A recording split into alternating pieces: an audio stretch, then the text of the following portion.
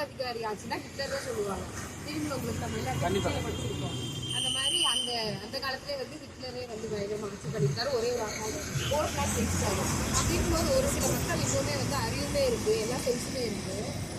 அலட்சியத்தினால ஒரு சோம்பேறித்தனத்தை தான் நம்ம வீட்டே நம்ம தான் இருக்குது. எத்தனையோ லட்சம் கோடிக்கணக்கான ஓட்டுகளை வந்து வேஸ்ட் பண்ணுறாங்களா? அதை பற்றி என்ன நினைக்கிறீங்க? எதிரோட்டுமே முக்கியம் தான்.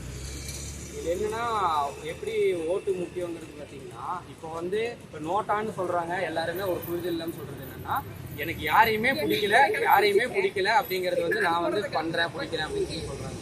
இப்போ நோட்டாங்கிறது என்ன கான்செப்ட்னு வச்சுக்கோங்களேன். ஒரு வாக்காளர் பட்டியல் இருக்குன்னா ஒரு 5 பேர் இருக்காங்க. கீழே நோட்டான்னு ஒரு ஆப்ஷன் இருக்கு. அந்த 5 பேருமே எனக்கு பிடிக்கல அப்படின்ட்டு நீங்கள் நோட்டாக்கு வந்து ஒரு 90% பேர் ஓட்டுக்கு போட்டாங்க. ஆனால் மேலே இருக்கிறவங்களுக்கு வந்து ஒரு ஓட்டு தான் வந்திருக்குனாலுமே யார் அதிகபட்சம் 5 ஓட்டு வாங்கினாலுமே அவங்க தான் வின்னர். அப்படிங்கும்போது இந்த நோட்டான்னு நீங்கள் போட்டதே வேஸ்ட் தான். அப்போ உங்களுக்கு ஒருத்தர் பிடிக்கல அப்படின்னா நீங்கள் அதுக்கு வேற யாருக்கும் போடுங்க. அவரும் பிடிக்கல அடுத்ததுக்கு போடுங்க. அடுத்தடுத்து போட்டாலும் அது நீங்கள் யாரையுமே பிடிக்காத நான் போடவே மாட்டேன்னு நீங்கள் நின்னீங்கன்னா, நீங்கள் தெரிஞ்சோ தெரியாமலையோ யார் உங்களுக்கு பிடிக்கலையோ அவங்க தான் ஆட்சிக்கு வர போகிறாங்க. அவங்க கீழே தான் நீங்கள் வாழ்ந்தாகணும். அப்படி ஒன்று இருக்குது. இன்னொன்று, இது அடிப்படை கடமைங்கிறது யாருக்கும் புரியறதில்லை. ஏன் இஷ்டம், ஓட்டு என் உரிமைன்னு சொல்கிறாங்க இல்லையா? போட்டால் தான் ஃபஸ்ட்டு உரிமையே கிடைக்கும். இவங்க ஏன் இஷ்டம் நான் போட்டால் தான் போடுவேன்னு இருக்கக்கூடாது. அப்படி இருக்கக்கூடாது. இன்னொன்று, சட்டத்திலையுமே ஒரு சில மாற்றங்கள் கொண்டு வரணும். எப்படின்னா, கட்டாயம் நீ ஓட்டு போட்டிருந்தா மட்டும்தான் அரசாங்கத்தின் மூலியமாக உனக்கு ஒரு சில சலுகைன்னு போட்டால் தான் எல்லாத்துக்குமே ஒரு சில, அதாவது கொஞ்சம் கட்டுப்பாடு இருக்கணும். அந்த மாதிரி சர்வாதிகார ஆட்சின்னு சொல்கிறது வந்து கொஞ்சம் இந்த மாதிரி சில விஷயங்கள் இருந்தால் தான் ஒரு பயம் வந்து எல்லாமே பண்ணுவாங்க. ஒரு தண்டனை வந்து எப்படி கடுமையாக இருந்தால் தான் பயம் வரும், தப்புக்கள் குறையுங்கிற மாதிரியே இதுலேயுமே இருக்கணும். நீ கட்டாயம் ஓட்டு போட்டால் தான் அரசாங்கத்தின் மூலியமாக உனக்கு வர சில சலுகைகள் வரும். இல்லையா, உங்கள் வீட்டில் நான் தூய்மை பணி செய்ய மாட்டேன், உனக்கு கரண்ட் வராது, இந்த மாதிரி என்னன்னா இது பயமுறுத்துறது கிடையாதுங்க.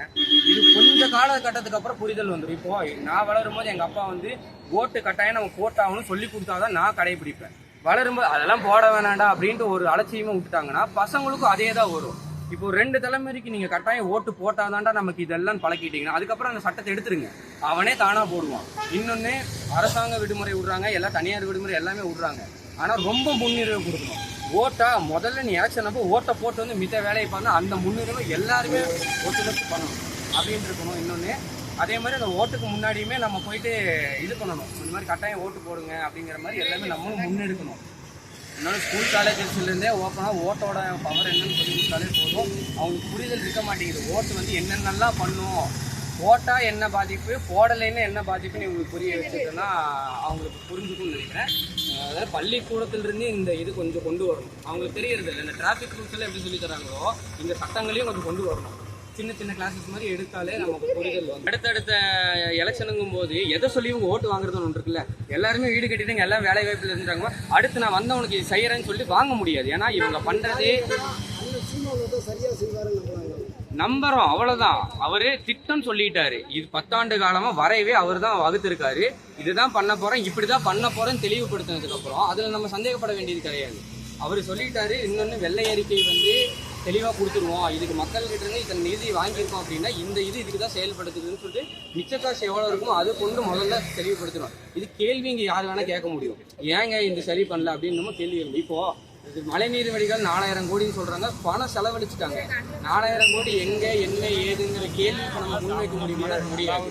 அது எங்கே போச்சு, எப்படி வந்துச்சு, யாருக்கு எவ்வளோ கொடுத்தீங்கிற மாதிரி தெரியாது. இப்போ டெண்டருங்கிறது வெளிப்படையாக இருக்கணும். இதுக்கு இவ்வளோ தான் செலவு பண்ணியிருக்கோம், 100 ரூபா செலவாயிருக்குனாலும் எதுக்காக செலவு பண்ணியிருக்கோம், மிச்ச காசு இங்கே எவ்வளோ இருக்குன்னு தெரிஞ்சதுனாலே முடிஞ்சுது. இவர் இது இப்படி தான் நடக்கும்னு ஒரு தெளிவு வந்ததுக்கப்புறம் நம்ம இது கேட்கணும்னு அவசியம் கிடையாது. நான் எனக்கு கொடுத்துருங்க, நான் பண்ணுவேன், கொடுத்துருங்க பண்ணுவேன்னு சொல்கிறவங்களும் நீங்கள் கேட்கலாம். அது எப்படிங்க, இந்த இவர் பிளானே சொல்லிட்டாரு, நான் இங்கிருந்து பணம் எடுப்பேன், இதுக்காக செலவு பண்ணுவேன், இதுக்கு பிரித்து கொடுத்துருவேன்னு சொல்லிட்டாரு. ஏன்னா இதுக்கப்புறம் நம்ம கொடுத்தா மட்டும்தான், வாய்ப்புன்னு ஒன்று கொடுத்தா மட்டும்தான் செய்கிறாங்களா இல்லையான்னு தெரியும். அதை விட்டுட்டு வந்த உடனே 26ல நாங்கள் தான் முதல்வர் வேட்பான்னு சொல்கிறாங்க. எந்த போராட்ட காலத்துக்குமே இல்லாமல் ஒரு தடியடி வாங்கினதில்லை, எதுவுமே நான் அரஸ்டே ஆனதில்லைங்கிற ஒரு சிஎம் மட்டும் நான் வேணா எப்படி நம்ம அடி வாங்குவோம், கூட நின்று அடி வாங்குறவங்க மட்டும்தான் நமக்கு நிற்பாங்க. ஃபஸ்ட்டு வரட்டும், நம்ம கூட நின்று கற்றுட்டும், வெயிலில் நின்று கற்றுட்டும், கஷ்டப்படட்டும். அதுக்கப்புறம் நீங்கள் வாங்க, எல்லாமே பண்ணுறோம், ஒன்றும் பிரச்சனை இல்லை. கஷ்டப்பட்டு மக்களுடைய இது செல்வாக்க பெற்றவங்க தான் எல்லாருமே முதல்ல இருந்திருக்காங்க. இவர் நான் வந்தவன் கேரவன்லேயே இருந்துப்பேன், கை காட்டுவேன், நான் போவேன் வருவேங்கிறது தப்பு. அவங்க தொண்டர்கள் சொல்லட்டும், மக்கள் அதை ஏற்றுக்க கூடாது. இல்லை அது ஒன்று. அந்த பையன் வந்து அவங்க வீட்டு பையனாக இருந்தால் இப்போ தூக்கி போடுவாங்களா அவங்க இருக்கு.